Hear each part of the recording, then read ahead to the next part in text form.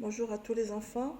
Nous voici ici devant les exercices à effectuer sur le cahier d'écriture, exercice écriture. Alors nous allons commencer par les exercices 1, 2, 3 et 4, page 42.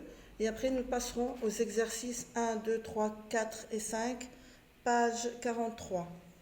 Alors l'exercice 1, vous ne le faites pas parce que cet exercice, on le fait en classe. On va passer à l'exercice numéro 2. On lit la consigne et on comprend la consigne. Remets les syllabes dans l'ordre et dessine ce qui est demandé. Je répète, remets les syllabes dans l'ordre et dessine ce qui est demandé. Alors, nous avons ici des syllabes qui sont mélangées.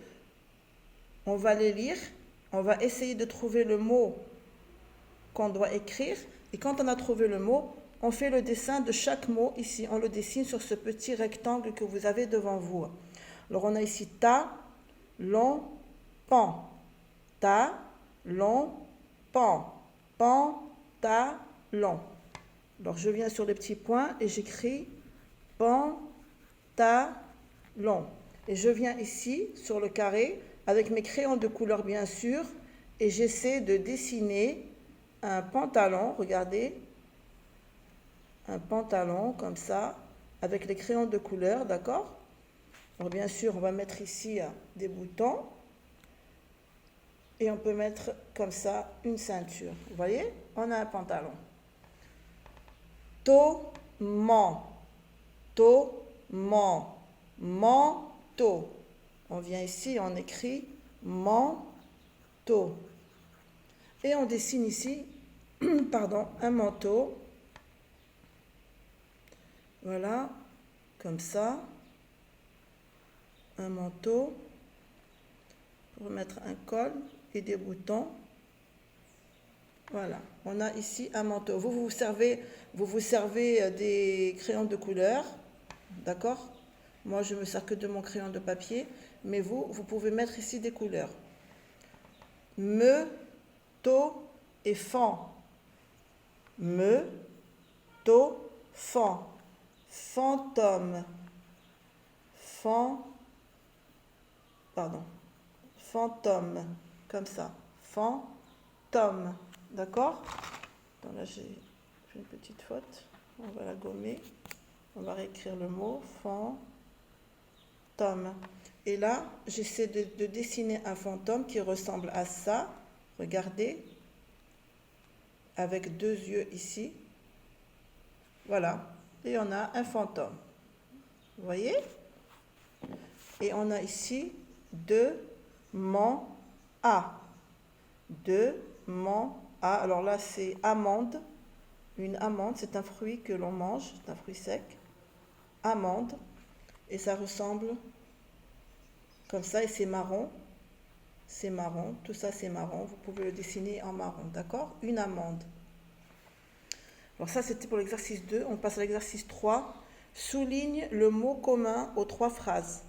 Souligne le mot commun aux trois phrases. Alors quand je dis le mot commun, c'est un mot que l'on va trouver sur les trois phrases. Le même mot, quand on va lire les phrases, on va trouver le même mot écrit dans les trois phrases. Alors on va les lire toutes les trois et on va essayer de chercher le mot qui se répète. Les enfants sont sur un terrain de football. Les enfants sont sur un terrain de football. La maîtresse dit aux enfants que Mansour est malade. La maîtresse dit aux enfants que Mansour est malade. Un groupe d'enfants attend le bus de l'école. Un groupe d'enfants attend le bus de l'école. Alors je suis sûre que vous avez découvert quel est le mot qui se répète et qu'on trouve dans les trois phrases. C'est le mot enfant. Enfant. Alors là, on me dit de souligner. D'accord? Moi, je voulais simplement montrer. Alors, vous allez prendre votre règle et votre crayon ou stylo et vous soulignez sous le mot enfant, les enfants, aux enfants, un groupe d'enfants. Vous voyez, c'est un mot qui se répète dans les 3 phrases. On passe à l'exercice numéro 4. Dans chaque phrase, entoure le mot qui peut être supprimé, puis réécris cette phrase comme dans l'exemple. Je répète, dans chaque phrase, entoure le mot qui peut être supprimé, puis réécris cette phrase comme dans l'exemple. On va lire l'exemple. Mansour est très malade. Mansour est très malade. Mansour est malade. On a enlevé le très, d'accord? Et on a réécrit la phrase correctement. Enfin, plutôt, on a en supprimé, la phrase est correcte. Parce que moi, si j'enlève Mansour, je vais dire est très malade. Ça, c'est faux. Qui c'est qui est malade? Si j'enlève est, on va dire Mansour très malade. Non, c'est faux. On a besoin du verbe dans la phrase. On a besoin du verbe dans la phrase. Alors, si on enlève malade, on va dire Mansour est très quoi? Non, on laisse malade. On enlève ce petit mot ici. Si je l'enlève, je peux le supprimer. La phrase est correcte. Alors, nous, on va lire les 2 phrases. On en a 2. Alors, nous allons les lire et on va chercher le mot que l'on peut enlever. Les enfants entrent dans la petite classe. Les enfants entrent dans la petite classe. Alors, les enfants entrent dans la classe. Je peux enlever petite. Alors, petite, on appelle ça un adjectif qualificatif qui nous montre comment est la classe. La classe est petite, mais je peux enlever ce mot et réécrire les enfants entrent dans la classe. Tout simplement, les